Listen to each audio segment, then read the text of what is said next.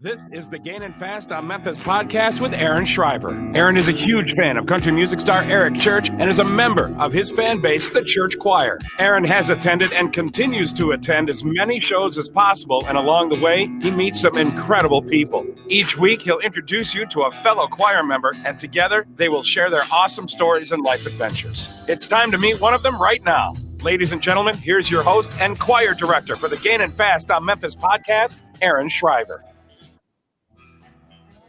All right. Only a couple minutes late tonight. What's up, everybody?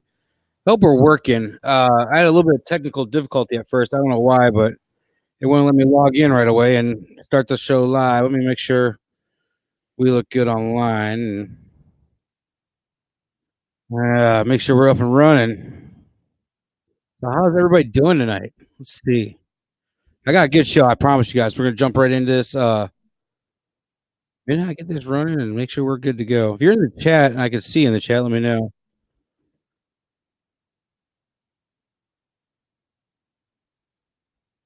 All right. I see it. So I'm just not getting the chat going. All right. What is going on, everybody? Welcome to the show. Sorry for the late start again. We had to make sure everything was up and running, but I don't know, something again happened. But let me hit refresh real quick.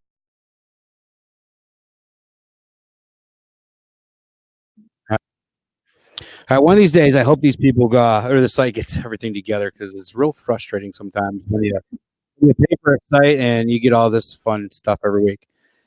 So, welcome to the show.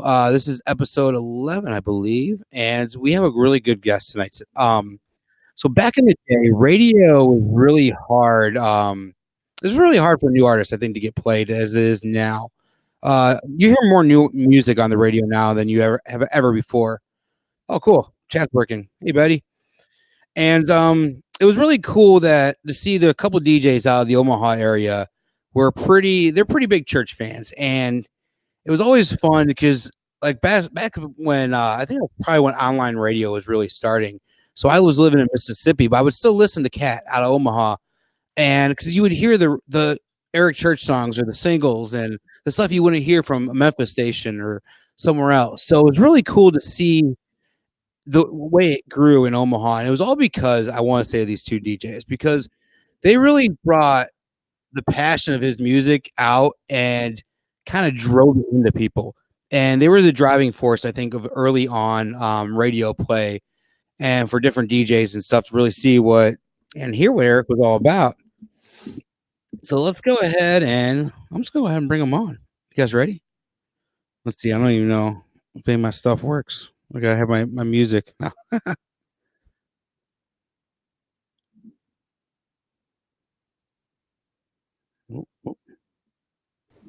There he is. What's up, buddy? Hey, I got my audience down here. I don't know if you can see them. Good to see you. I'm still playing my technical difficulties over here, so good to see you too. You're good, brother. I love this. You know, you and I talk all the time. We should do this more often where I can see your cute face. I don't get to see you that often. It's always just through text messages. So, well, that's why everybody says we have the voice for radio or the face for radio. Yeah, pretty much we do. So, but man, no, it's so funny. I felt like in the last 3 hours, I was all nervous, like I was getting ready for a job interview, because you asked me to do this, what was it, 2 months ago? And I'm like, yeah, I'll do it. And then all of a sudden I'm like, crap, it's here already. We got to do this today. So I've been talking about it all day. Try booking it a little further out and whatnot.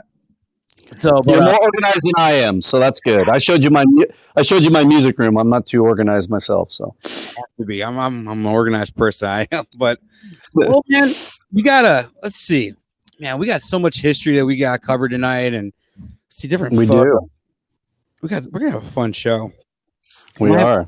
I might have a surprise later, but I want to talk about, this is a photo I found, because I mean, you being a radio, you gotta be fans of everybody, but this is probably one of the oldest photos I think I might have dug up of you. What year was this? This would have been, I was living in Lincoln, working in radio, my hometown. So I bet this would have been 2002, maybe. Let me look at my notes here real quick. Yeah, So I think 2002. go ahead and tell them exactly who you are, if someone doesn't know. My name is Ritch Cassidy. I got my start in country radio in 1997. I was drunk in a bar singing Keith Whitley songs. Ended up in country radio. There's Blake and I.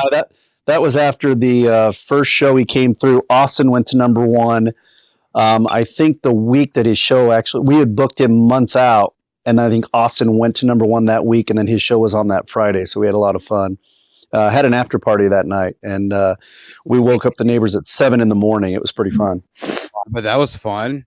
Hey, Yeah, Ben. it was. So, and here's the deal. Here's the funny thing about that picture of me and Blake. Blake is almost exactly about 14 months younger than I am. Look, he just towers over me.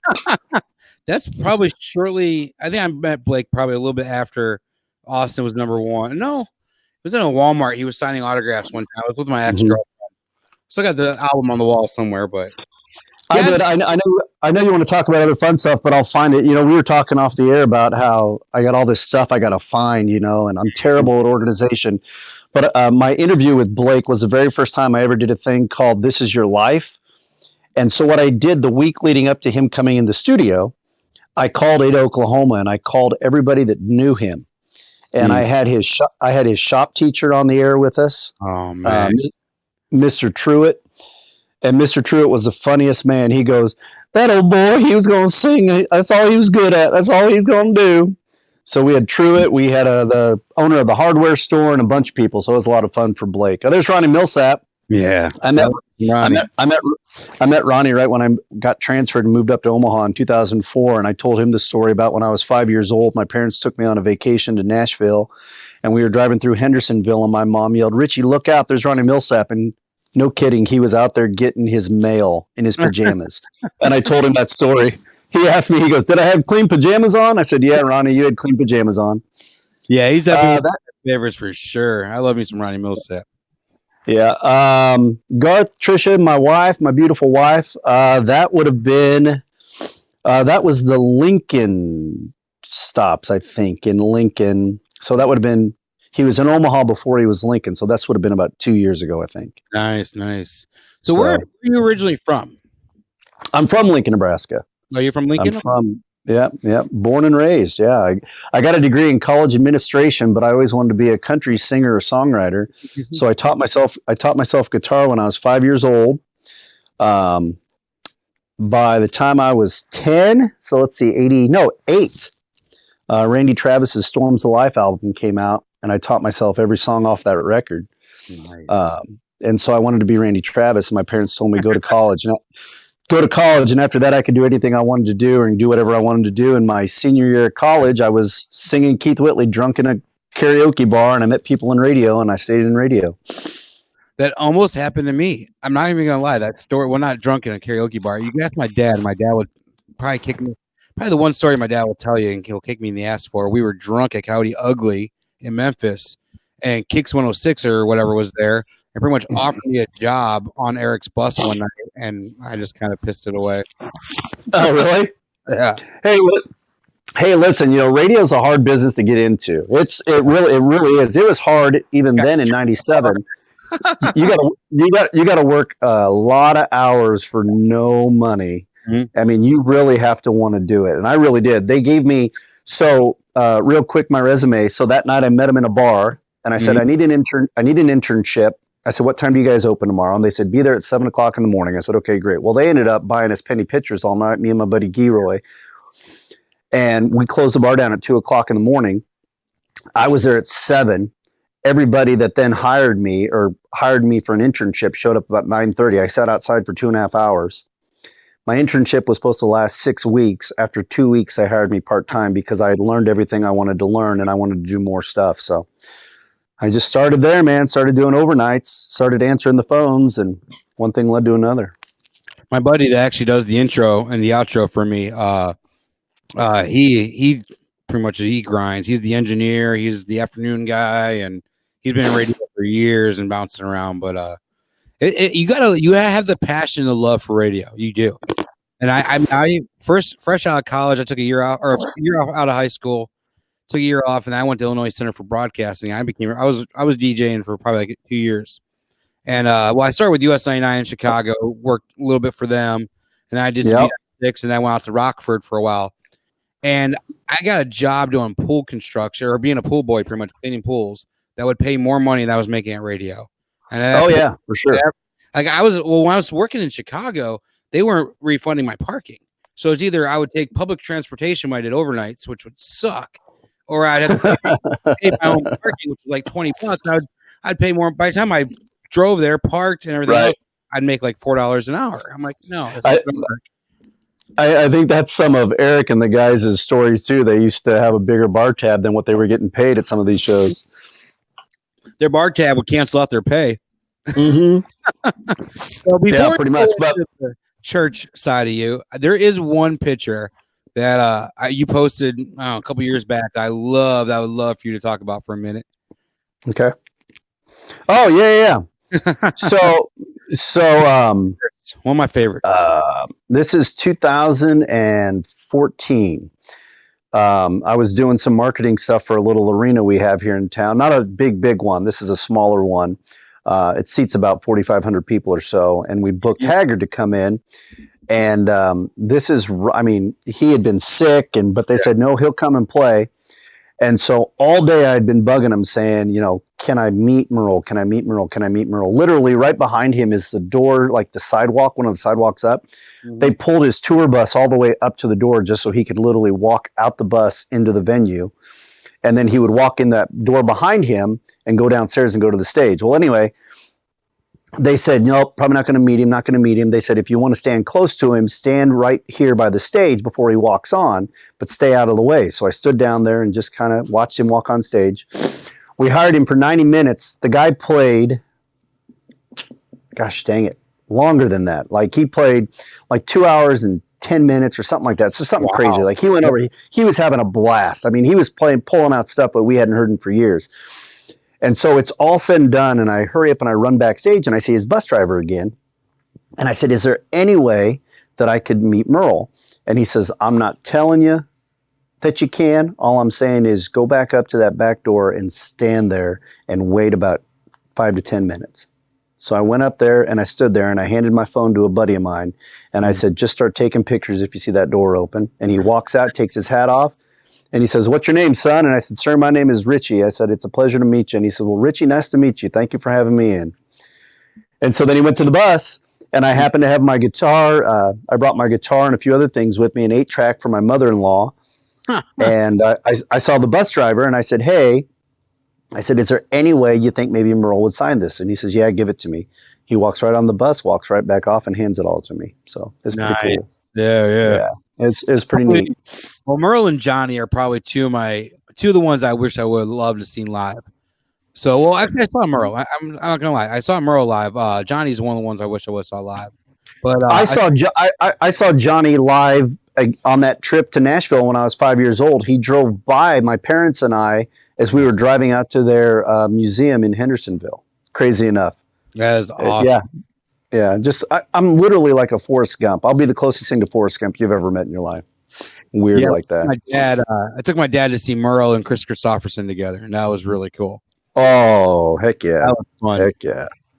So good stuff. I was going to say the very first time I ever met George Jones, he walks up to me and I said, it was at a Nashville party back in 99 in a backyard. And he rolls up. It's literally like the president is there. They never shut the car off. He gets out of the car with Nancy. The car is still running, and he makes his rounds in the backyard. He's walking around in his jumpsuit like he's one of the Sopranos, And he's walking around introducing himself to everybody. And he walks up to me, and he says, what's your name, son? And I said, sir, my name is Ritch Cassidy. And he goes, Richie, goddamn it, son, you got to eat something. And that's all he said to me. And I'm like, that was the coolest thing ever. One of the coolest things, for a little bit of time, I was working at my local venue here. It's a theater here in Waukegan, not too far from us. Mm-hmm. And I was working hospitality, and we had George Thorogood was in. And I was doing all of his dressing room items, all of his rider items and everything, setting it up. And he comes walking in the room, and normally like, oh, you're not really supposed to say anything or whatever else. And I did, but we made eye contact. And once we made eye contact, I kind of like froze. I was like, well, I gotta say something. I'm like, well, hi, my name's Aaron. I stuck my hand out. I'm like, I'll be your hospitality tonight. If you need anything, just let me know. It's like, we'll get it for you. He goes, well, actually, I could use 1 scotch, 1 bourbon, and 1 beer. And I looked up. I'm like, now that ever. And it's like we had a good laugh, and then the rest of the night he was the coolest guy. But I was like, that's cool. Just to have him say it like that, I was like, Yeah. right, good night. So when you get people, it's pretty cool. Yeah, there are moments like that where you're speechless in a room with somebody. That happened to me one time. I was back at the Whiskey Roadhouse where you have that top picture of me and Eric. Yep. The Whiskey Roadhouse. One night we brought in Chris Knight, and I was back there, and I didn't know what to say to Chris Knight. I was in awe. And finally, he just walks over to me, and he goes, "You okay?" And I'm like, "You're Chris Knight." He just started laughing, and I'm like, "Holy crap!" It was cool.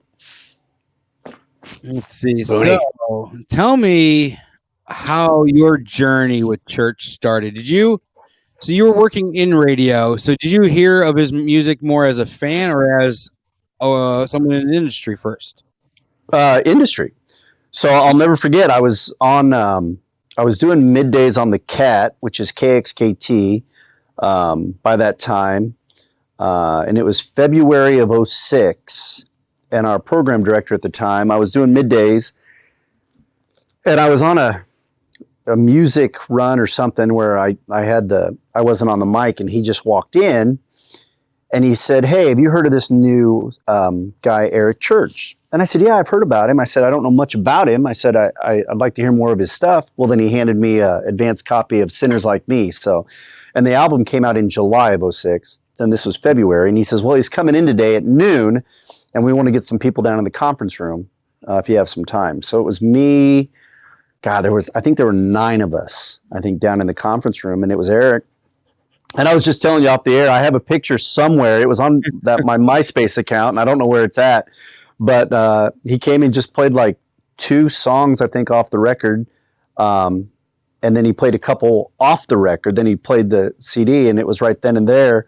I don't know who was with him at the time. I think Chuck Swaney, if you know that name. Chuck was with him at the time, and we looked at Chuck and we said, we got to bring him in. And so we literally called Whiskey Roadhouse. We called Missy over at Whiskey Roadhouse, who also runs Stir. And we booked him, I think, less than a month later. And I think there were maybe 10 to 15 people there.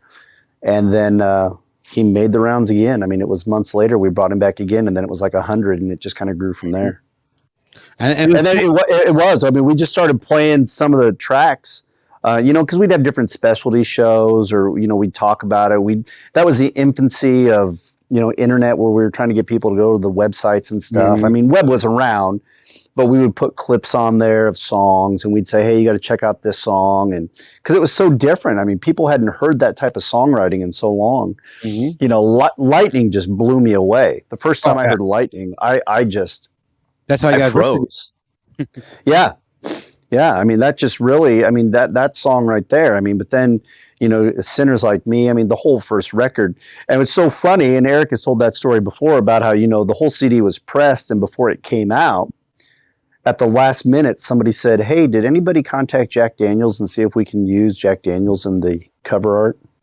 And they heard him, they picked up the phone really quick, to make sure that they have. So I don't know if there's copies out there with the Jack Daniels label. Those would be collector's items if they were out there, I'm sure. But but that's funny. So it was 2006, and so then what was that? I'm sorry. I think all the ones I had were sideways. I was kind of looking up. I got all my CDs lined up, so I was like, all right, what do I have? But it was 2006, and then it was almost like we made the joke that he was almost a local artist. Because, I mean, Omaha, you think about it, Omaha is centrally located. That's why so many of these bands and so many of these big bands, they love coming here because you can hit so many markets right in Omaha. You fly into Omaha, you know what I mean? And you can hit Des Moines, you can hit Chicago, you can hit, you can almost spread yourself out right from Omaha. St. Louis, all that. Yeah. I mean, you're right. Sorry, I've been drinking my seltzer water.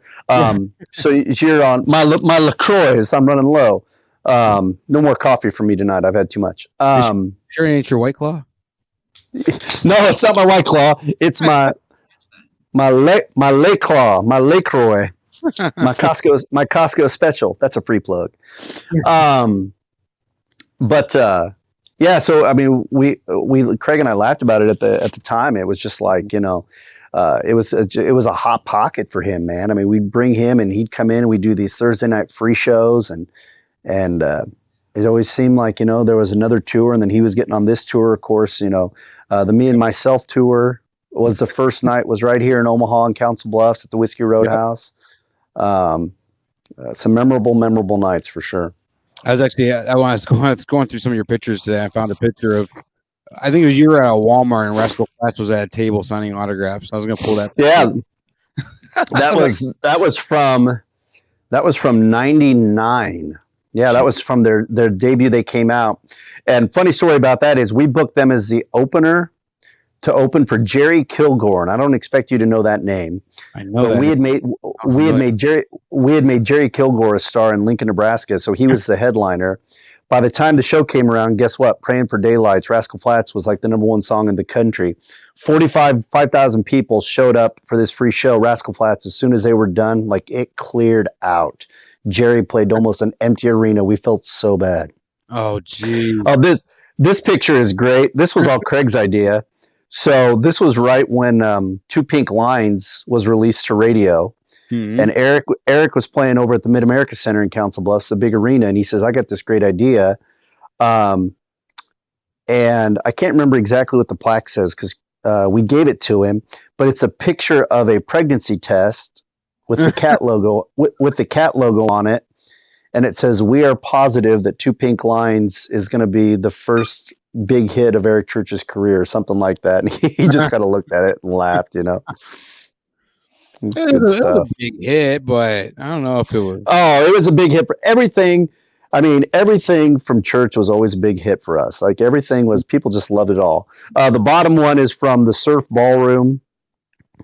First time he played Surf Ballroom, which is about 5 hours away from us. The guy to my right is Jay Brooks, a buddy of mine. Jay does mornings up there in those parts in North Iowa. Okay. So Jay was there, and then Craig, and then we brought the elusive Eric Church action figure up there, which is in that video that we were talking about where we're all on the bus about 3:00 in the morning. And I think that was the time I probably should have just shut her down and put my red Solo cup down, I think. Yeah, there's a couple of nights where I had like that. One of my favorite nights, I think, ever with Church. Well, it was like kind of like side stories I'll share. There's a picture I'll have to find. We were in Memphis, the Me and Myself tour, though, because I remember going to the FedEx Forum and Taylor Swift was playing, and we got to see a little bit of Taylor Swift, but we were there to see Gary Allan, and we had like little flyers, like little 4x6 flyers that said, after Rascal Flatts, come see Eric Church at BB King's on Beale Street. And the minute Rascal Flatts started playing, we threw them off the balcony everywhere. We made it rain with flyers everywhere. Oh, it's funny. And then we left and we went to BB King's. But afterwards, I was in the meet and greet line. I was one of the last ones, and Church is just like, well, hey, I got some friends upstairs. You want to come upstairs and hang out? I was like, yeah, that'd be cool. Whatever. Let's go have some drinks. And it was like the first time I ever met him. It was Gary Allan and Trent Tomlinson. We were his buddies. So, wow. Like, it was like you always say you want to be a fly on a wall, but it was like Eric, myself, Gary Allan, and Trent Tomlinson sitting at a bar till like 4 a.m. And we had our own bartender. You're like, what about them Bears, huh? Pretty cool. I just listened. Like Gary Allan, after his whole thing with his wife happened, so he was talking. He was talking a little bit about that, and I was. Here's a story I've never told anybody about my Gary Allan story. So when I first met him, I got a picture somewhere when I met him. We brought him through. I think this is right when Smoke Rings came out, or right where I Need to Be, one of the two. And I had interviewed him on the air. This is back in Lincoln. So this is about 98, 99 or something like that. And he needed to, no, I think it was 2000. It was 2000, regardless. He needed to go to the mall and pick up socks or something. And he's like, man, you want to take me to the mall? And I'm like, are you kidding me? Absolutely, I'll take you to the mall. So we're in the mall, or we're driving to the mall. And my girlfriend at the time had just moved to California. And I was still kind of tore up about it. Mm-hmm. And we get to this stop sign, and Gary's sitting there smoking a cigarette. He smoked at the time, and he smoked in the station vehicle. And he looks over at me, and he says, Richie, what's wrong? I said, and I kind of told him the whole story, blah, blah, blah. And he takes the drag off that thing, and he goes, Richie, right now somebody's putting up with her the way that you never wanted to. Don't worry about it. And I'm like, all right, dude, whatever. So Gary, but yeah, we brought Gary through a couple times. As you know, speaking of hot pockets for people, Lincoln, Nebraska was huge for Gary Allen. Huge. I mean, we brought Gary all the time in Lone Star. Lone Star and Gary Allen were huge for Lincoln. Yep. Well, see, that's when I was living down Mississippi, so I wasn't too far Tunica. So we'd get Gary Allen at Tunica all the time, and that was it was always a great show, no matter what. When Gary Allen came out, was one of my favorites. And you probably know this too, but Gary has some amazing stories. I mean, him sleeping behind his dad's amp when his dad would play in bands, and just and he got his first record deal when he was 15, and just unbelievable. I just bought his Green album. It should be here soon. Oh, did you? Awesome, cool. Anniversary of right where I Need to Be or whatever. It was like a green vinyl. Freaking sweet. See what church started? What other artist was releasing green vinyls? 5 years ago. Nobody. Yeah, right. I wanted to get down there to the Nissan Stadium, whatever they call it now, down in Nashville, or one of those shows, just to see the record press. I thought that looked pretty cool. I wanted to see that thing in action. Yeah, that was really cool. It was really cool to see that press. It'd start with like a little disc, and so you made the newspaper, huh? Yeah. So this is when he brought his. I think it's the Me and Myself tour down to Lincoln, and one of my good friends, El Kent Wolgamott, who's been the critic in Lincoln for years. Of course, when I worked in radio, he would kind of always listen to me at night when I was doing my night show, and kind of who was up and coming and stuff. We'd always talk country music. He really didn't have a pulse on, who he thought was going to be big or whatever. Well, anyway, so he always keeps in touch with me. And when the Me and Myself tour came through Lincoln, I'm up in Omaha now. There are radio stations down in Lincoln, but he called me right away, and he's like, let's talk Eric. Let's talk about him just kind of doing his thing and where it all began. So I thought that was very kind of him to kind of call me and kind of ask of my experiences. Everybody's got their own experience, so it's kind of cool to be included like that. Yeah, that's cool, man. Yeah, it is neat. Mama, I made the paper. and it wasn't in the arrests or blotters or nothing either. So let's see. Well, I want to talk about, you got to see a lot of the older shows, but there is one show that I actually want to talk about, because I think it was I think we all, because you've always been an insider. Like, we've always been outsiders. I've always looked at you as an insider because you had some you had inside information, you had inside stuff because you knew, and it was all stuff that you had to keep to yourself. But you always knew when the tours were coming and everything else. But at the same time, you were always kind of a fan. You kind of put yourself as a fan. No, Carla's saying you're blurry. I don't know. Oh, yeah, he's a little blurry. He's not too bad, Carla. Am I? Is it my nose? It might be my nose. My nose is big. But to me, I never saw you as Ritch Cassidy, the Omaha DJ. I saw you as Ritch Cassidy Church Choir member, because you were just as much as a fan as myself or anybody else. Right. I appreciate that. Thank you. That's really, that's the only reason why I've ever, it was a dream come true for me to work in country radio. It really was. I know it sounds contrite when people say this, but it truly was. And I am a lifelong card carrying member. I just changed my social media status to say, give me country music or give me death. Cause that's the truth. I love country music. If it wasn't country music, I probably wouldn't be doing radio. And so I've always been a fan first, and for me to be able to bring that to other people. Yep. I wake up in the morning, I'm the luckiest guy in the world. I truly am. Oh yeah. But I see a lot of DJs out there that, they're almost like they're too, I don't want to say they're too good, but it's almost like, oh yeah. I see. It's like you always were the one that was coming out and talking to the choir and introducing yourself and making sure you kind of found out what we wanted, like what we wanted to hear, what we wanted. You guys would make it happen out in Omaha. Like, I remember when new singles would come out, it would be the station I would want to listen to. Like, I would want to hear, I want to hear Craig and Rich debut Money, or I want to hear them debut the first single. Yeah. And it was always cool because I always wanted to hear you guys, because I heard your passion talking about his music because you were fans of it. You weren't doing it because you were getting paid to do it. Yeah, we were, and a lot of that credit goes to Craig, because again, I was just a fan. I just wanted to have a job, so it was kind of like he was the music director of KXKT at the time, so I kind of followed him, whatever he wanted to do, and I'll never forget when Smoke was released as a single. I'll never forget that. And I think we had Eric on. Eric used to call quite often, and we just update like, "Hey, I'm coming through. Hey, blah blah blah, yada yada yada."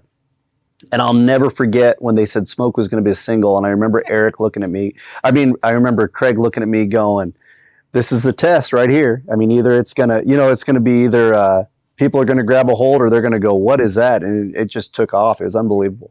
It's funny. I actually was cleaning out some of my Twitter messages the other day, and I have a Twitter message from Craig way back when. He goes, "Just got off the bus with church." He said the next single will be a real game changer. I was like, that must have been it. I'm like, I was just hanging out at Throwdown and with church, and he told me the same thing, and it's gonna be Smoke. He goes, "Yeah, I figured you knew."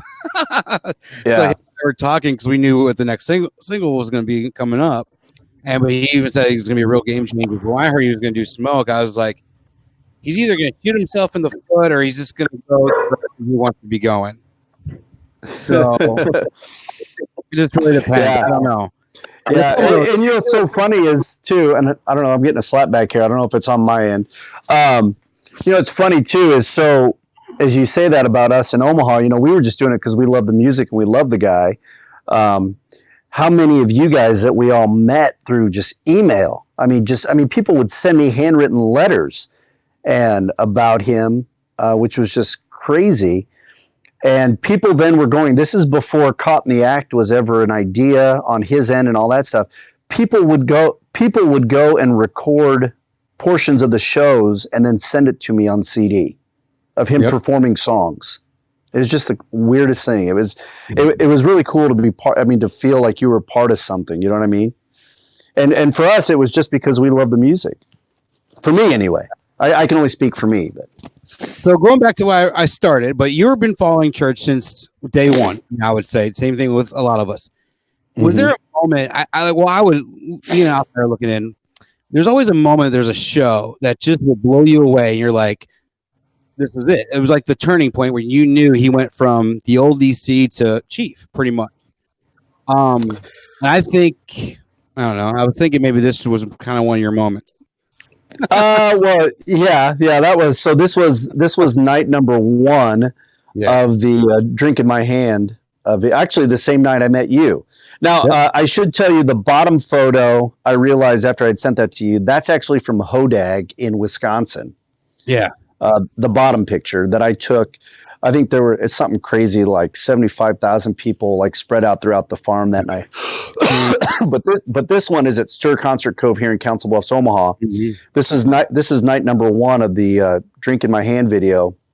That was the first night I met you, and I hugged your neck. That was pretty cool. You were there, and Lisa Dent was there. Yep. I mean, it was like and I met Driver's dad was there. Sat and talked to him quite a bit backstage. Oh yeah, there's Lisa and you and me. I didn't even know Lisa at first. That was the funniest thing. I didn't even know that was Lisa at first. You and I were talking in line, and this lady behind me. And I introduced you. Yeah. Yeah, I'm like, why are you here from Chicago? Well, now her and I are like best. Like we talk all the time. She just put me on her show like a couple weeks ago. We were talking about again here in Chicago. So she kind of got the short end of the deal for a while. She got inducted into the Radio Hall of Fame. And then shortly after she got inducted, they let her go from US 99 in Chicago. And it was cool because it was the first time I ever saw, how radio stations never really come together. You got your iHeart, you got your sides. You always have. Well, at this time, it was Big 95 was starting to come up in Chicago, and US 99 was starting to go this way. But it was around the time they let Lisa and Ray, well, Ray was leaving. Ray put in his resignation to leave, and Lisa got fired because they're like, well, if Ray's leaving, we don't need you. So they let her go. Well, the day they let her go, the other radio station, they actually would give them shout outs all day. They were talking about the morning show for the other station and like how they got a shitty deal and this and that, how they just pretty much let her go. Well, now she works afternoons for that station. She's on after about. Oh, that's cool. That's cool. So they finally, after her good for her. ran out, she's working with them now. So it's great to have her back on Chicago radio. I mean, she's one of my favorites. Yeah, that's awesome. So back to your point about that top picture. So that night number one of the Drink in My Hand video shoot, I mean, it was just crazy. Back to your original question of the first time I think I really like grabbed hold of what it was that we were actually watching evolve was, and I don't know the year, but the video is out there on YouTube. And maybe it's the Me and Myself tour of when we're up on stage and we say it's way after midnight and he's performing and he comes out with Before She Does. I mean, we recorded all these videos, all of our episodes and everything on these crappy little just cameras we had. And then you had to edit them down. I mean, nothing like what cell phones are today or Instagram or any of that. So it's hard to remember what years they were, but I just remember that night I stood over there kind of up. The Whiskey Roadhouse has like a second tier, like where a bar is. You can kind of stand off and be eye level. And I watched that show and I never moved. And I said, we are experiencing something that is just going to be huge. I mean, you just had that feeling of it. And it's just, it's one of these things where Eric has talked about it in the past. It's one of his favorite rooms ever to play because you can only pack about 600 people in there. And it's pretty cool. Yep. No, I'm so glad I got to go to those shows back in the day. I love this picture. Yeah, and this picture is great. So I love this picture. So this picture, so the bottom one of my wife and I is from Lincoln, the Hold My Own show 2 years ago, 2017. And then the top one is the kickoff of the Double Down tour here in Omaha the first night. So there's me, there's Monta from All Access. There's EJ and Haas from the Cat, my wife. There's Jimmy Rector in the back there with EMI. So, that's just what they call his shot room. Yep. And just comes in. And so Eric came in and Todd Bunch, our good friend Todd Bunch came in and Marshall and everybody came in. And Marshall. And so we're all kind of talking, and this is right after they had released the Desperate Man video. And so Eric comes walking in, and he comes over and he says, well, hi guys, how are you? Hi, Eric. Hi, Haas. Hi, Rich. And I said, Eric, I just got to ask you, Eric Church. I said, Eric, I got to ask you. I said, how much did you watch Goodfellas before you had filmed the Desperate Man video? And he just started rolling. He says, did you notice? And I guess I haven't went back and watched it to really catch it, but he says, do you notice in there how much he's chomping on gum? He said they had to make sure to get him chomping on gum like Ray Liotta in Goodfellas. Like he's, okay, we got to go. So it's kind of fun. That was a cool moment. Yeah. That is awesome. So since you're on with me, we're going to go on to another segment real quick. I have for years respected a lot of your musical choices. You've actually been a lot of times I looked up to you and like Craig. I mean, just to see where you guys are leaning. I follow Craig's on social media a lot. But I mean, if you guys are pushing artists, I'm normally listening to them. You helped me discover one of my favorite artists, Ray Scott. You used to always talk about Ray Scott, and I started listening to him, and now I Ashtray on a Motorcycle is one of my favorite songs ever by the guy. Jeremy McComb, This Town Needs a Bar. I mean, that's another one that you influenced me. So with tomorrow night. If I made everybody or anybody that's watching search out the song from Ray Scott called I Miss the Days. That song will change your life. That is one of my hands down in my 40 plus years of living, one of the best written songs I've ever heard in my life. I play that thing at least once a week, if not more. It's one of the best songs ever. But anyway, go ahead. See, my mind by him is normally I wake up grumpy or sometimes I let her sleep. Yeah, right. Yeah, I like that too. So I wanted to go through about 5 categories for tomorrow night's award show with you real quick.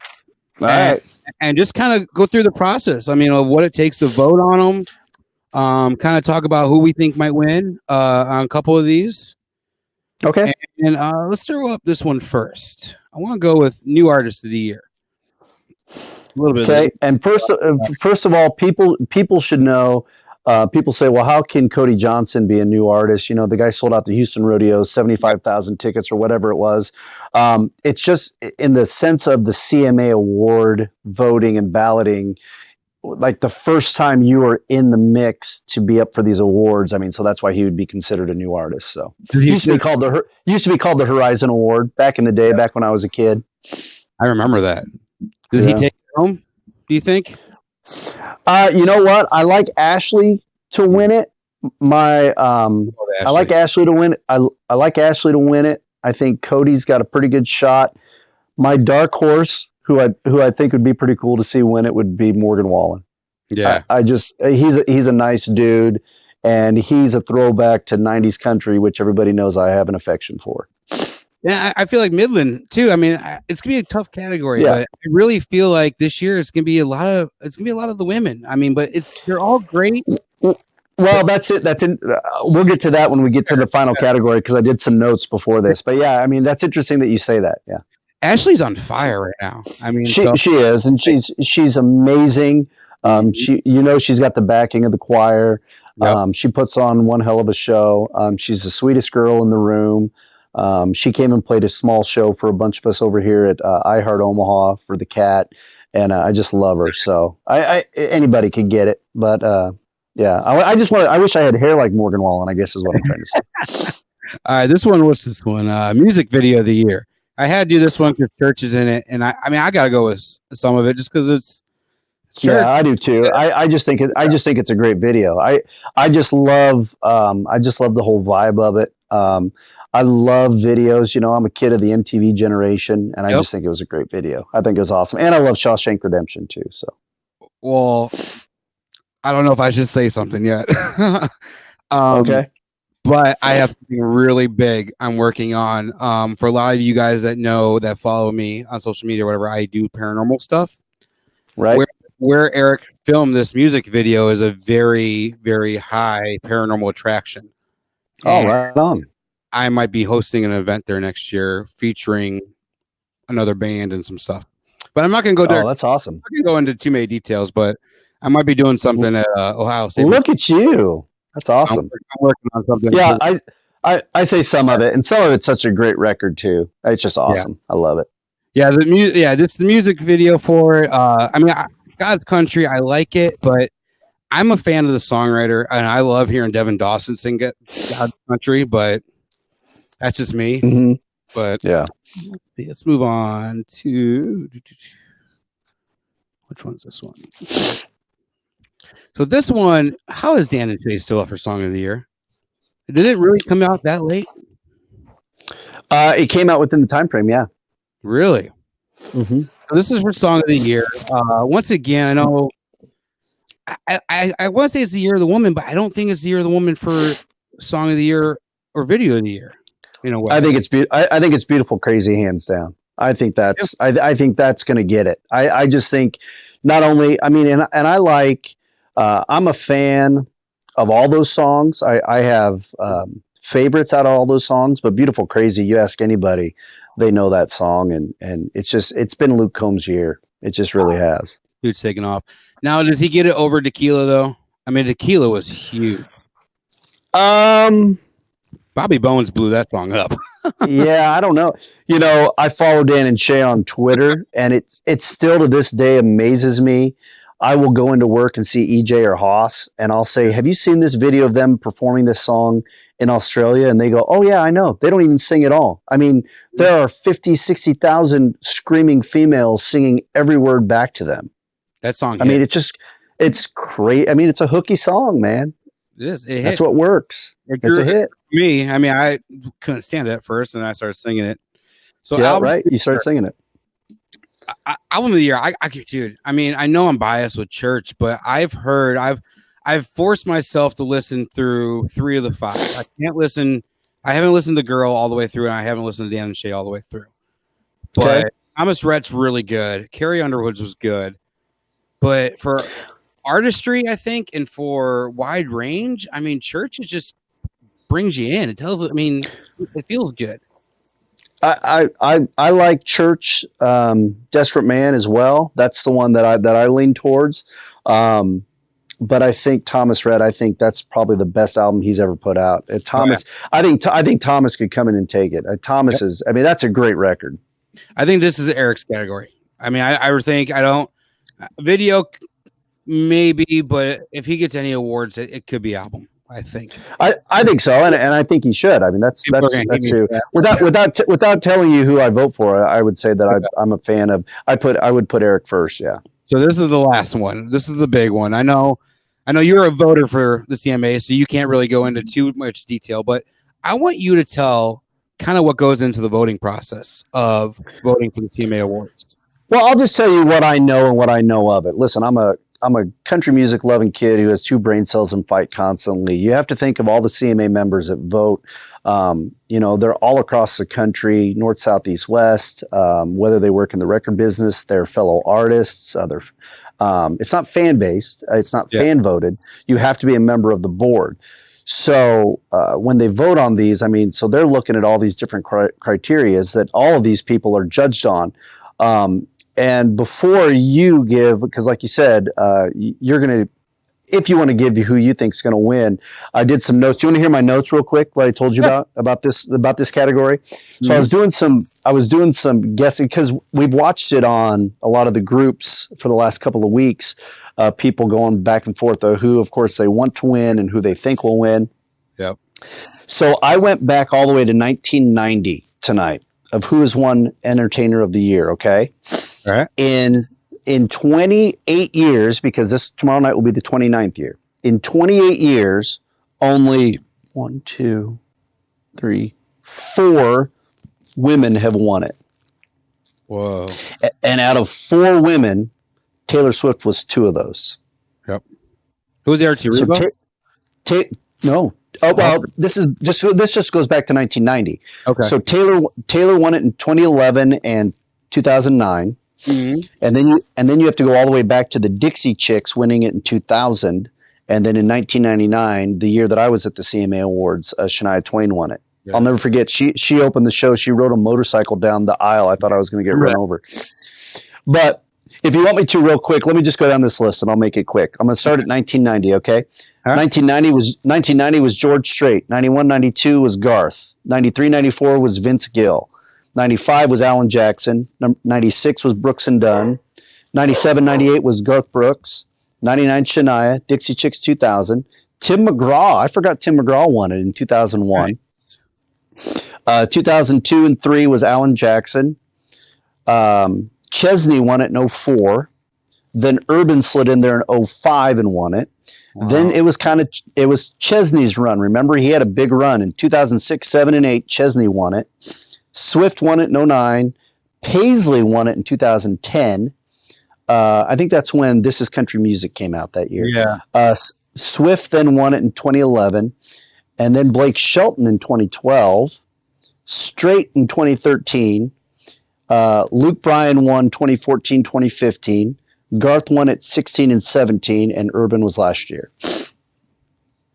So if you do the quick country music math that I have in my head, it always seems like, well, I don't know. What I was going to say was it generally goes in doubles, doesn't it? Like it looks like it multiplies. Yeah. So you're every back to Garth this year. What was that? I said you're back to back with. Oh no, Keith. You'd be back to back with Urban. What did Urban do this? Well, he toured. Yeah, he had a good year. He had some. Yeah, I forgot about that. Yeah. So I mean, that's just looking at the trends of how it's happened, you know. And I don't know anything. I don't know anything about the voting. I don't know a lot. I mean, I know people that voted, but a lot of people just vote and then they just move on with their day because, as somebody that works in the business, I've seen all of these acts, and I love every single one of them. But everybody has their favorite. Everybody has the show that grabs a hold of them. So it's always weird how that person is going to vote. You know what I mean?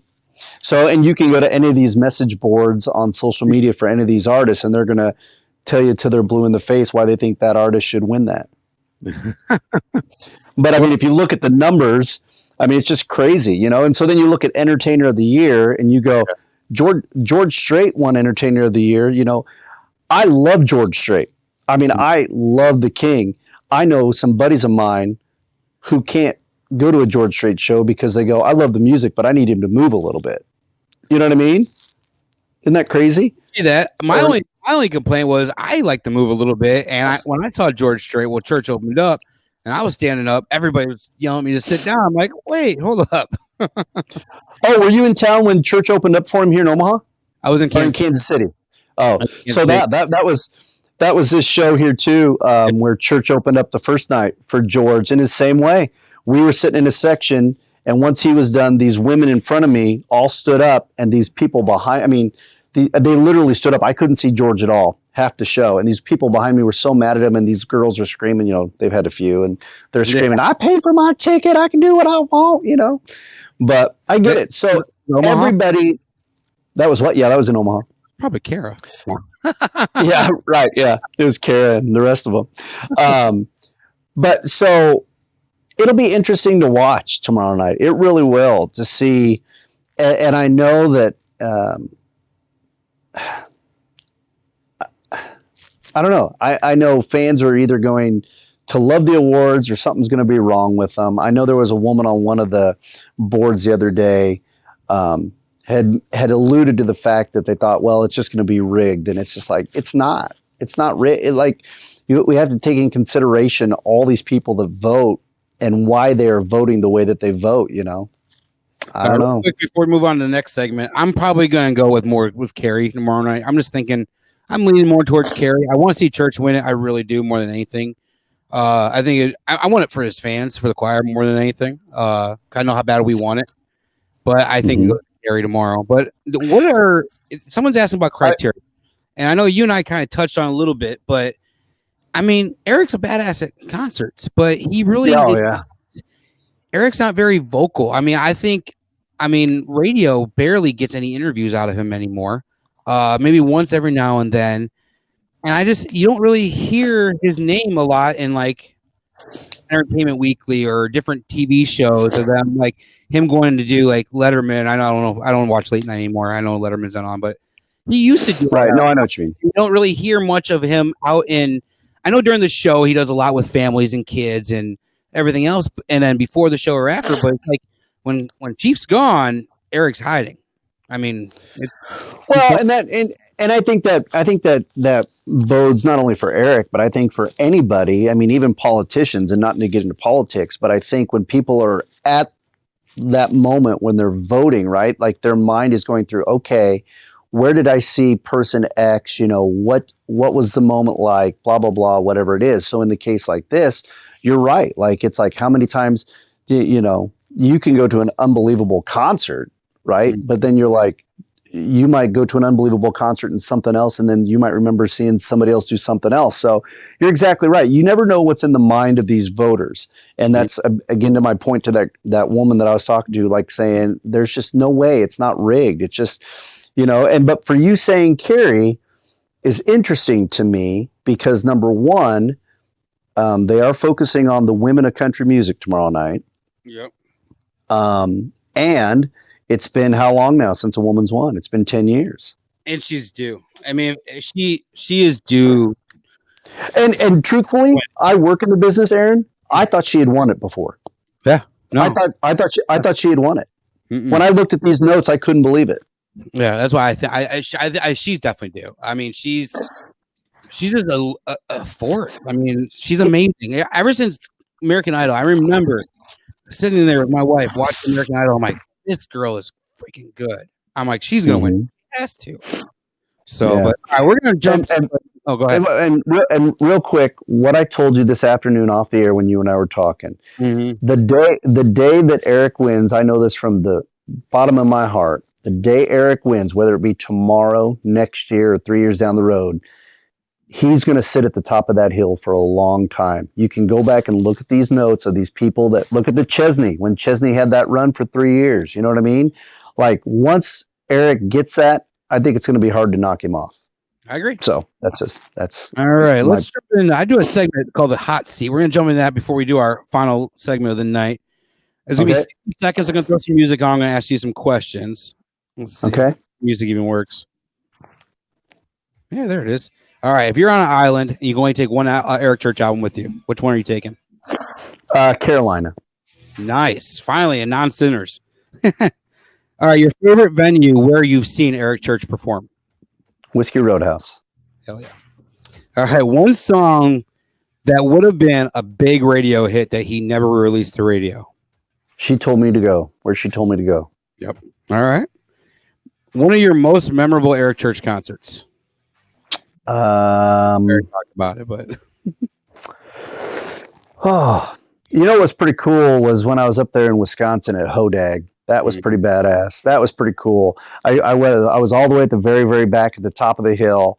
And then I walked all the way down to the side of the stage and I looked back and it was as far as I could see people. That's right after Springsteen went #1 and everybody was singing. I mean, 75,000, however many were there, were singing that picture that I showed you with the smoke. And I stood there and I went, holy crap. That's awesome. Well, we're out of our cool. You got 3 or 4, but we're going to ask you a couple more real quick. Okay. You can have Eric cover any song that he's never covered before. What song would you pick? Ooh. That's a good one. You mean in concert or on an album? Live. Mm-hmm. But he's never covered it. I don't know. Maybe he's done this before. And I can't think of the name of the song. Maybe you know it. We were just talking about him. Chris Knight. They ought to build a town about me. It ought to be Burn the Bridge. Yeah. That one. Yeah. Ceremony like cat and gas. So yeah, I know what you're talking about. Yep. It ain't easy being me. What was that? It ain't easy being me. It ain't easy being me. There you go. I love that song. Yeah, that's a good song. I love that song. When you said Chris earlier, I'm like, oh, I love that. All right. Mm-hmm. Who is the country music Jesus? Past, present, future. To me, it's always been Keith Whitley. He is the pinnacle. He is the before, during, and beyond. To me, I just actually went. I don't know, where's it at here. I showed you earlier, but I'll show everybody else. So I was lucky enough. My wife got me tickets to go to that Keith Whitley 30th anniversary memorial concert down in Nashville back in May. And funny enough, I'm on the plane, or I'm about ready to get on the plane, and I'm thinking to myself, wouldn't it be cool if church just showed up and did a song by Keith Whitley? and I sent a note to my friend who's with him, and they're like, no, he's doing something else. I'm like, dang it. But but my end all and do all is always Keith Whitley. What Keith Whitley song would you want Eric to cover? Probably I'm Over You. Okay, that's a good one. Who is or Between an Old Memory and Me. Between an Old Memory and Me is pretty good too. Dylan Scott's new Keith Whitley tribute album is amazing, by the way. Okay, yeah, check that out. Who is the most underrated signed artist in Nashville today? The most underrated signed artist? Signed.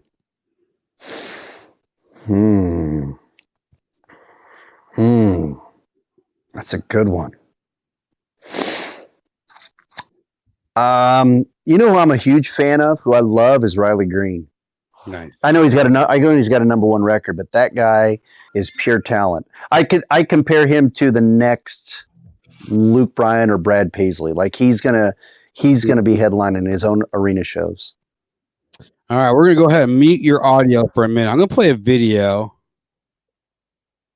Wait, no, that's your video. Mute your audio. There we go. All right, he's muted. I'm going to mute my audio here in a minute, too. I'm going to play a video, and then after this video, we're going to talk real quick about it, what we're watching, why we're watching it, and I have a kind of a surprise for him waiting. We'll see what happens. We'll be back in 3 minutes. Enjoy this video. We're going to watch it with you guys. Monday, June 9th, one man will make one announcement that will change the world as we know it. And on Monday, June 9th, Cat 103 will announce this announcement. Thanks for watching Casty and Craig. My name's Eric Church. The one-armed wonder, man. Welcome to the Surf Ballroom backstage.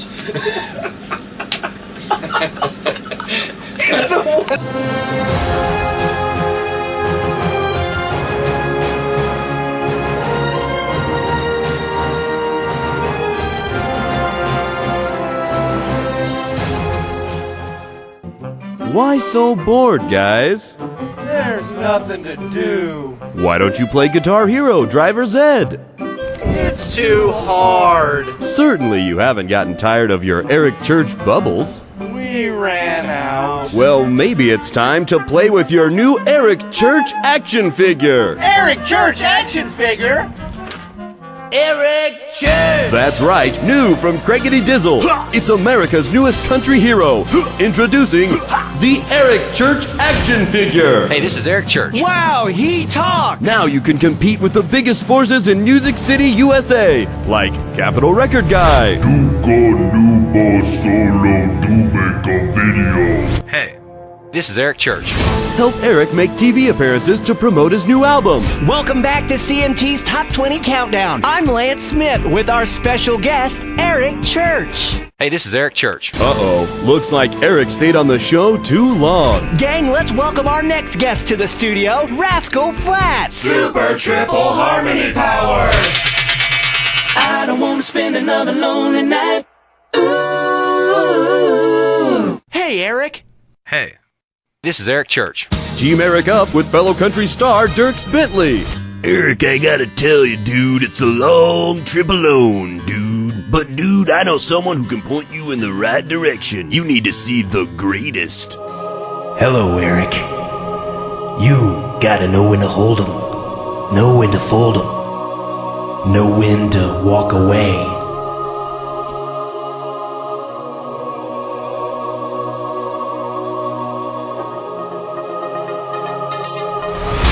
The new Eric Church action figure. Each action figure comes with a backpack, sunglasses, and Kung Fu action grip. Also available this holiday season, the Catherine Church doll. Oh, Eric, every time you watch these videos, you turn into a tiger. Meow. The new Eric Church action figure from Craigity Dizzle. Available now. Available now. Figures not available now. Figures not available now.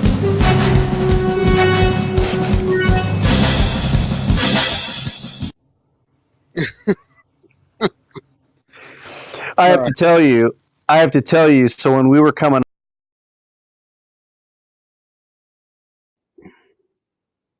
There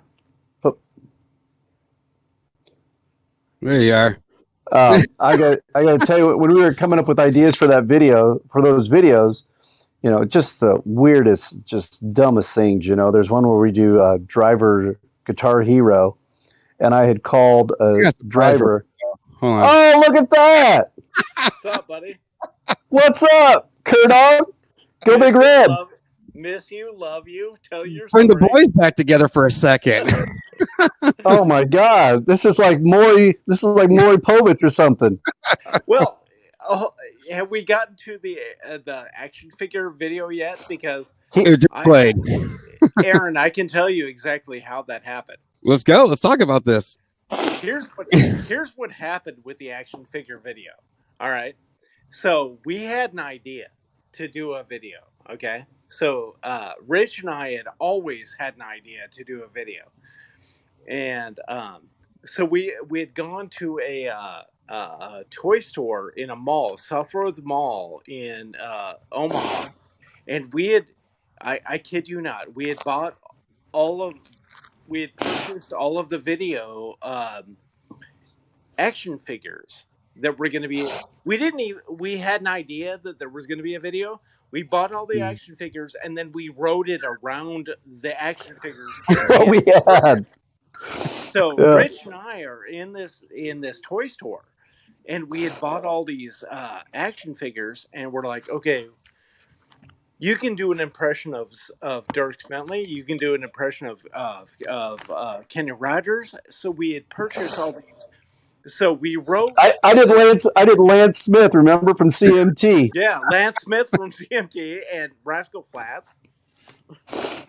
So we had purchased all of these action figures and then wrote the video around what we had purchased because we had found out that somebody could do a certain voice or whatever, Kenny Rogers and Dierks Bentley, and you know the Trump video was awesome. It was between Rich and myself and Matt Tompkins, and we had written this whole video around this stupid episode. And I drew the CMT live set on a cardboard box. Yeah. So Rich had drawn all of the backgrounds, right? So he had written like CMT, and then we had Lance Smith, and he's like, "Hey, welcome to CMT 20 Countdown," and then so we all did the best impersonations we could do, but we what ended up happening was this amazing thing that brought people together for when Eric had gotten kicked off of the tour, but it just worked so well, and it was so funny, and it just worked out. You couldn't possibly script what happened in that particular video. Yeah, you couldn't. Rich was brilliant. Matt was brilliant. That was my favorites. You guys, I think you guys had 11 or 12, I think, all together. Well, truth be told, I was better than Rich and Matt. Yeah. You paid me just so you could say that. Yeah. Well, you can find it. You can find it in this folder and a picture of the $4.77 that I sent him. You know what's fun? You know what's funny though is so we were making these videos, and it all started when he got married, and we played Sarah McLachlan's "I Will Remember You" in the studio, and it was all about the Eric Church hat. What the hell did you invite us to the wedding? Yeah, right. But here's my point about the whole thing. So we started doing these videos, right? Thinking like we're going to show them to our friends, and they're going to have like they're going to have like 20 views. And next thing you know, they have like 8,000, 9,000 views. And about 10 years later, I realized that I could have been making money and monetizing off these things off YouTube, and I've never made a dime. One of my funniest. But you throw in Sarah McLachlan, you get blocked. And Rich will attest to this too. One of the funniest videos we had was because this whole thing, started off with the wedding or his engagement. And then, so in one of the videos, I go to Nashville and I ask Eric to apologize to us, and which he does. It was all set up. Obviously. You get the wedding cake. But he gave us a piece of wedding cake, and I'm on the phone with Rich, and I'm like, "Hey, man, he's got wedding cake for us." And then Rich goes, in his part in the play, he goes, "Does he have chocolate?" So I turn to Eric, and I'm like, "There's chocolate." He goes, "Well, and the whole thing erupts in laughter, because everybody in that video knew exactly what was going to happen, except for Eric. But he was so kind to do that with us. But Eric and Rich and I we weren't just friends from the start. We were like brothers from the start. You know what I mean? Like we all had the same purpose. We just wanted to get as much as we could out there, from the stupid little things, whether videos we were doing. He was at the drop of a hat. One of the things I thought about, it seems like a lifetime ago, and it really was. But how cool is it that on the episode for the bracelets where we got all these artists, Clint Black, Clint Black and Luke Bryan on the phone. But that's what I was going to say was we have Troy Gentry on there doing that one with us. How cool is that? Yeah. Yep. I was watching a lot of these earlier today. It all came from a place of just love and fun, and you couldn't replace that. Today, in today's environment, you can't replace what was happening right then, because. And Craig, I was telling Aaron earlier, we did that. It was so prehistoric that those little cameras we were using and how to edit those down, they would take forever. But yet, by the time you would edit them down, we'd already be ready to shoot the next one. Yep. I remember being in the fire. We're always ready for the next one to come out. You're right, but I wouldn't trade that for the world, because it was so perfect in the moment. You know what I mean? Right. Like we had a moment with a guy, and guys, all of you Eric Church fans, I got to tell you this, man, and Rich will account to this. When we started, all Eric was just you and I. Okay. Is he having a whole lot of success right now? Yes. Does he deserve it right now? Absolutely yes. Is he in a different place right now? Yes. Mm-hmm. But Eric Church is still the same guy. And do you love him? If you do love him, then you're absolutely right. Because Eric Church gives a crap about the people. Yep. Right, Yep. Rich? Oh yeah, absolutely. He's more into the. I mean, he's the type of guy he'll sit down and have a drink with you. Mm-hmm. Yeah. Yeah. Oh, he or is. quite a few. Yeah. Well. Yeah. Normally quite a few. By the way, this podcast, Aaron, is brought to you by my legal attorney and. Right. No, man, it was just a cool moment in time. And when I sit back and think about, I mean, probably my least favorite video we ever did is when I had to take your out of tune Takamine guitar and rewrite Two Pink Lines. That was probably. And we're sitting there in the listener lounge, and I'm doing that, and I'm like going, all right, I'll try to rewrite it. And I'm sitting there playing it on the guitar. All right, I'll tell you this, first and foremost, almost everything that we did musically it came from Rich, because Rich is way more talented musically than I am. But I will also offer this up. Okay. If you're an Eric Church fan, okay, Rich and I, I'm going to say this from the absolute heart. Okay? Rich and I started this because of a couple of songs. Hey, Mo. Hickory Mo's in the picture. I'm going to tell you right now that my all-time favorite song, okay, and it's several albums back, is Where She Told Me to Go, okay? That's not an indictment on anything current on Eric Church. What I'm saying is, for me, that particular song, and Rich may have a different song, what I'm telling you right now, and Aaron, I hope you're listening, that song hits me in a place that I've never been hit before, okay? And I love country songs and Eric Church is not only the best songwriter, in my opinion, but he's the best hurtful songwriter, in my opinion. Yep. Like, he's the best, like, just sit down and ache songwriter. And that's a good thing. That's a great thing. Look what he did after Route 91. I mean, why not? One thing that I've always known Rich to be is a wonderful songwriting. Not only he doesn't appreciate the songs, but he duplicates the songs in his approach on the radio and his own songwriting ability. And I think that and it usually went over pretty well unless they were dirty songs. And I had Chris Young look at me like, "Oh my God." Okay, we're not going to talk about that one particular. It's a family show. It's a family show. All right. Well, we are on Facebook. I'm going to wrap it up with a very quick second thing. Rich has been my best friend for a long time.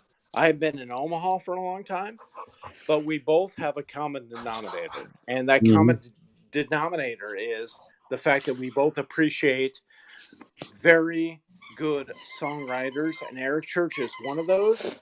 Yep. Rich is amazing at identifying great songs. And guys, I'm telling you right now, I don't want to disappoint you.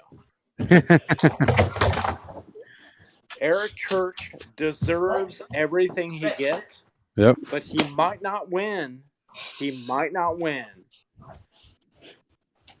And if he does not win on Wednesday night, it does not mean he's not deserving. No. If he does not win, it does not mean he's not deserving. Nope. So enjoy worship, enjoy country music.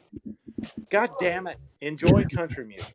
Yep, that's the best format Just out there. find something that you like and support that. Don't be negative. If Eric doesn't win, don't be negative. Yep, and don't talk crap about who does win. Just find something Every to support. Well, if Little Nas wins Entertainer of the Year, I'm going to have a little problem with that. I'm going to say something. Who is I that? live in Alabama, and my football team in Alabama just lost to LSU. And life goes on. Okay, Yeah. I'm just telling you. Right. Lori's not watching. And just know that whatever you love, then you love it. Absolutely. Well, Craig, it doesn't require everybody else to love what you love. No, it doesn't. We're all here. God bless country music. There's Lori. God bless country music. By God. Lori says you're preaching to the choir, but she hasn't talked about the LSU win yet. Hey, Craig, you're missing a call. I'll call you tomorrow from Roy D. Mercer from down in Tuscaloosa. I damn tell you, if you don't call me, I'm gonna open a entire time life set of ass whoop on you. Yep, that's right. By God. Well, Craig, I really appreciate you coming on and joining us tonight for a little bit, man. That was a great surprise. That was a nice surprise. I love you, brother. Be well, and hey, when you get down to the playoffs, rethink the Huskers. I think they could take the 4th spot. Have a good night. We're not talking flag football. Never mind. I know he's sober, but God bless y'all. Have a good night, bud. At the end of the day, all that matters is that you are a good person to the next person next to you. All right? I agree. Amen. I agree. By God. Good seeing you, buddy. Have a good night. All right. Love you. See you, buddy. Bye. That was cool. That was awesome. Surprise. Hey, thank you for that. That was awesome. I hadn't seen his smiling face in a while. Yeah, I reached out to him earlier today. I'm like, hey, you wouldn't want to talk or dip in for about 10 minutes and when I talking about these videos, would you? That's awesome. We'll save that for the end. Well, Rich, we're about 2 minutes over. This might have been my longest show yet, I'm thinking. Oh, I'm sorry. I'm long-winded, man. I'm long-winded. Awesome. I wanted this. I was ready. I was ready for this one for sure. So I really appreciate you spending some time with me and kind of give us some insider info for tomorrow night, and especially with what Craig said too. I mean, we're all Eric Church fans. We're all fans of country music, and that's what it should mean about first and foremost. No matter who wins tomorrow night, I hate seeing, especially coming from the choir. I hate seeing them dissing other artists because there's other we gotta be better than the other fan clubs. I mean, that's what always set the choir apart. Hang on, Eric. I just threw Booney's toy. I'm almost done. Sorry. Tell her I'm sorry. No. You're good. I was throwing stuff and the dog hit the wall. No, you're good, Aaron. But that's what I think sets the choir apart from everything is because I mean, we can still be we're friendly. We do things outside of just music, and I think we have a good bond. I've got a chance to see a lot of the other fan clubs, and I really think the choir is, and we have people like you and just amazing people inside the choir that I'm call friends. It's such an easy adage, dude. I say it all the time at nauseum, but it's just like promote what you love, not what you hate. You know what I mean? Like I try to tell people that all the time. Not everybody is supposed to like everything, but you look around enough, you're going to find something you gravitate towards. And I just love everybody that I've met through the church choir. And I have Eric and his family and his band and you and everybody else and Craig and everybody else to thank for that. His team, Angela and Todd Bunch and Marshall and everybody has always been like family to me. And I love them to death. This has been great. What was that? It's been a family. I mean, this whole thing, it's great to see it growing and seeing all the new fans coming in. I love it. I mean, it's what we've always wanted. It's why Lori would send you guys stuff in the mail to play his single, and it's why we would do all that stuff. We always wanted it to be grown to being so big. And I don't care if you've never seen him or if you've seen him 100 and some times. It doesn't matter how many times you've seen the guy. If you bought an album, if you bought a song, if you've done something to support him in any way, shape, or form, you're welcome. I mean, you're a choir member no matter what. Yeah, absolutely. Listen, I'll leave you with two things real quick. Number one, if I can give myself a shameless plug, if you got the iHeartRadio app, if you're outside of the area, I will be on your radio 6 a.m. tomorrow morning Central on 93.3 The Wolf. You can just search KFFF.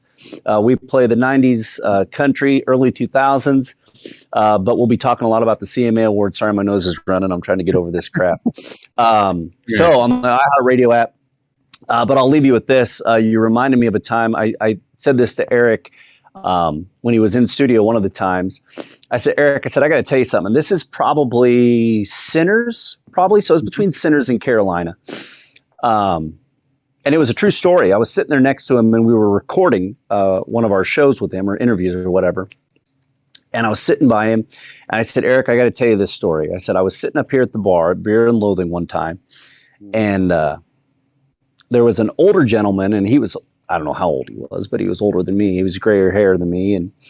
And one of the songs came on the jukebox and I can't remember which one it was. I don't know if it was Sinners Like Me, but it was something that was poignant, right? It was something that had a story behind it, like most of his songs. And this old man and I had been sitting there talking for a while. And I'm telling Eric this story. And that old man, I kid you not, turned to me and he says, how does country music do it? And I said, what do you mean? And he said, God damn it. He says, that guy just told my life story. Mm-hmm. And Eric looked at me and he got that grin on his face and he just shook his head. Like, he gets it. That's where his writing comes from. He understands the fabric that sews us all together. And that's, I think, what draws us all to it. I think he just sees, I think Eric sees more than people think he does. And I really think that, I think his fans give him some song ideas a lot of times because he sees different things via social media or whatever. I think that's why, and that's why we think that he's singing. I mean, Sinners was my life, man. I mean, a lot of Sinners, a lot of that song. I related to it. It was just amazing. So, well, Rich, thank you for spending almost 90 minutes with me tonight. This has been an amazing night, and we could sit here and talk for an hour, I bet. We could. I gotta go put this one to bed because he'll wake me up at 4:30 in the morning ready to eat. Yeah, you gotta be up every morning. So, well, you have a good night, man. We'll talk soon, man.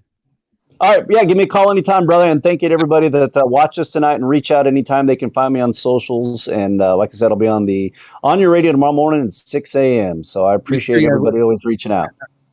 Man, you have a good night. All right, take care. Bye. All right, guys, that was Rich. Thanks, Dave, for watching tonight and commenting. That was cool.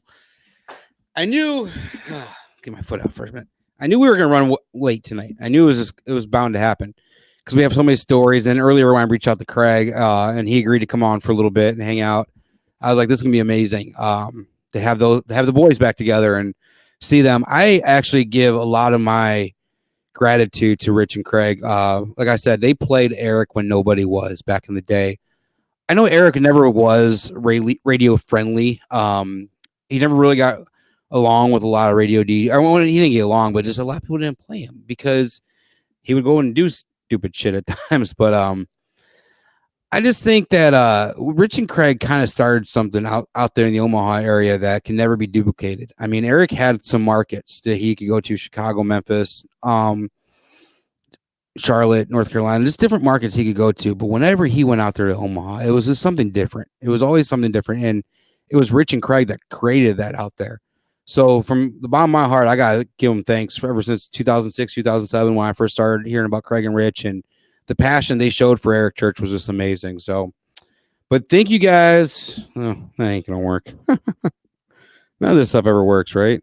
But thank you guys again for tuning in tonight. We're going to come back next week. I think we're going to have Joel. Not too sure. We're working on that. But thank you guys for tuning in, and I'll talk to you guys soon. Aaron Shriver celebrates the music and fans of singer-songwriter Eric Church. Join Aaron again next week as he shares inside stories and life adventures with another amazing member of the church choir. And remember, everything you